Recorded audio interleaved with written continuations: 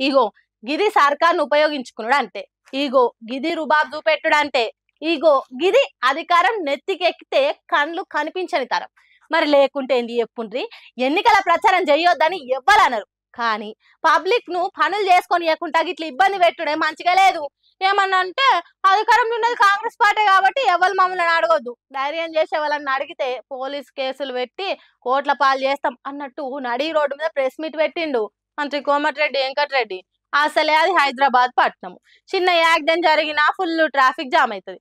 అసోంటిది గంటల కొద్ది ప్రచారం పేరుతోని నడి రోడ్డు మీద ప్రెస్ మీట్ పెడితే ఎంత ట్రాఫిక్ జామ్ కావాలి ఏం కథ? బండ్లు, కార్లు, బస్సులు, ట్రాలీలు, ఆటోలు అన్ని కిలోమీటర్ల కొద్ది జామ్ అయినాయి.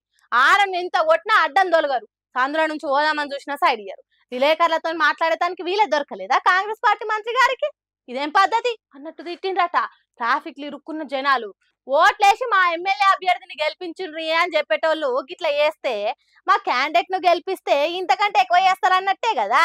కాంగ్రెస్ పార్టీకి పబ్లిక్ వాడే తిప్పలతోని పని లేదన్నట్టే కదా. అర్ధ గంటకి ఎక్కువ ట్రాఫిక్ జామ్ లో విలేకరులతో మాట్లాడినందుకు పొట్టు పొట్టు తిడుతున్నారట తిప్పల పడ్డ జనాలు.